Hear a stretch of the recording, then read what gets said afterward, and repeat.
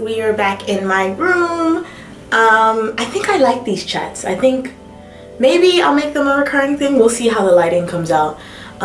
Okay, so we're back in my room today to talk about 5 tips for surviving Korea, the student abroad edition. So I linked that over in my blog, which is currently shamelessly on display over here. It's in my blog, and those tips I think are the most essential tips that you need, especially when you're coming to Korea. So let's just jump straight into the video. Let's start talking about it. Number 1, money. Now, when I first came to Korea, I came with a certain amount and I was like, that's it, I'm set. I could do this, I could do that. I didn't account on making friends. And I also did not account on going out and going traveling and doing all of this and doing all of that and surviving and going to school every day and transportation and T-money cards. And if you come from the USA like I do, if you're not blessed to be a part of the European Union or to be part of the British pound, our money is not that strong. Let's be honest, like Korean dollar to the US dollar, there's no large difference. There's a difference, yes. At the end of the day, if you end up taking out more money, you will get more money back.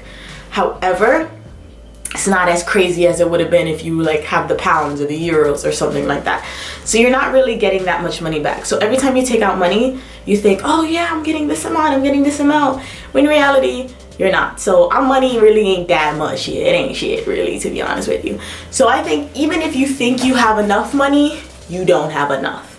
Save money. Save as much money as you can. Work during the summer. Be a bartender, be a waitress, do whatever you need to do to save money, especially if you want to have the best like way of living. Like not everything is glitz and gold when you get to Korea, and you'll notice that things are quite expensive. Like it is a major city. It's as if being in London or Chicago or like a major city. So save your money. That's my first tip. Number 2, make friends. You want to know why? Friends can help you with number 1. Because let's say a friend knows somebody who wants to be tutored. There goes your side business. There goes your side money. Ain't nobody gonna tell at the end of the day. I mean, it's between you and your friend.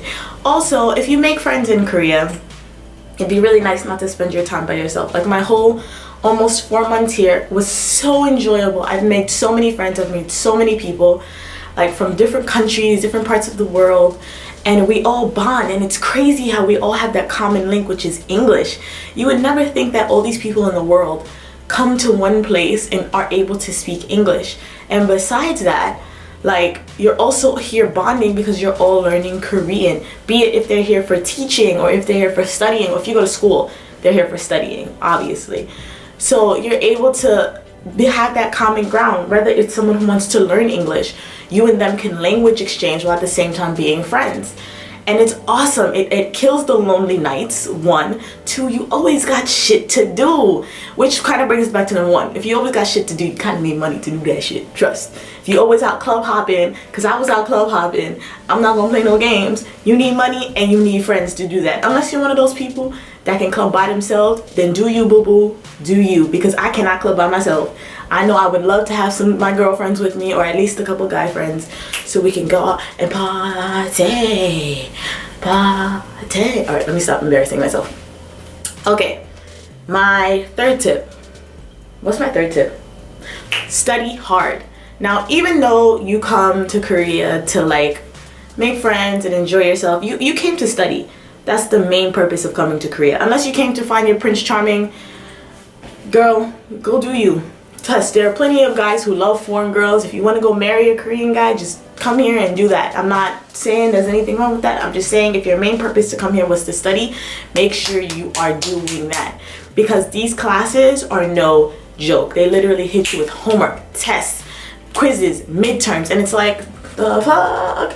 They don't care how old you are. They don't care what you're doing after school. All they care about is if you pass their test. So out of, say we have 7 days in a week, right? 5 out of those 7 days, your ass better be studying, because if you're not studying, you're not gonna pass and you're not gonna make it to the next level.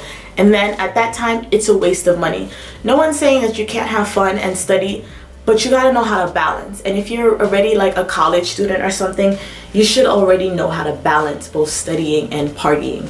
So my third tip is to study hard, especially if you want to survive Korea, because then at the end of your trip you're going to look back and say, what did I do? Like, what did I do? What's the point of this? Like, I can look at the end of my trip, I can look back and legit say I can speak Korean. And I'm proud of myself. I worked hard, but I still had fun at the same time. And the studying never stops. Even when you head back home to your own country, or if you're on vacation, the studying always continues. So study hard. In life, you always have to study. Whether if you have a new job, if you're going in for an internship, you have to study. That's my third tip. My fourth tip. What's my fourth tip? Blog, help me out here. Fourth tip. Oh. Get out of your comfort zone. I had to look at my blog to see what my fourth tip was. Get out of your comfort zone. So my fourth tip is to definitely explore something that you've never explored before. Change your angle, change your point of view. At the end of the day, here I am in Korea alone, and it's out of my comfort zone because I usually travel with friends and people that I know. But it's exciting and it's different, and I get on a train and I go somewhere different, or I talk to people that I've never spoken to before, or I try new things, I try new foods, I do this, I do that. If you don't get out of your comfort zone, then studying abroad, boo, that's not for you, because you're gonna be without your friends, without your family, without your currency. You're gonna be forced to do different things and change your perspective. That's the biggest thing in life, learning how to look at things from a different perspective and from a different angle. I think that should be the number one tip of studying abroad, is if you don't have an open mind and if you don't get out of your comfort zone, then stay home. Stay home. And my last and final tip is, I think it's probably the weirdest tip. You guys are probably going to look at me and think like, why would she be saying that? Lower your expectations. People have this really large expectation of Korea because of what they see on Korean dramas. They have this fantasy of Korea, and while I'm not saying that Korea doesn't exist, unless you know those type of people or run in that type of circle, for you, boo, it does not exist. There will not be no Kim Woo-bin waiting for you outside your door with some flowers saying let's get married. It's just not gonna happen. I'm still looking to find J Park. I'm still looking for that Gossip Girl Upper East Side every time I go visit New York. I'm still looking for this fantastic stuff they show on TV. I'm still looking for Jay Park. Did I say that already? I'm still looking for him. I'm coming, Jay.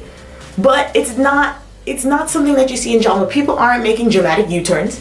People aren't stopping buses and all of this stuff. Like, I just started this new drama called W. Like, you don't see that shit at all. I'm looking for where they film the dramas so I can go find me an oppa. You think I'm not looking? I'm looking, but I'm not finding any. So I definitely think if you come to Korea, do not expect such a high expectation of Korea, because Korea is like any other big city. It's smelly. There's a lot of drunk people. Sometimes Korea is a mess, but sometimes it can also be a really good thing. So there's goods and bads of Korea, which I think that you need to come to understand, and that Korea is not only a drama-filled land.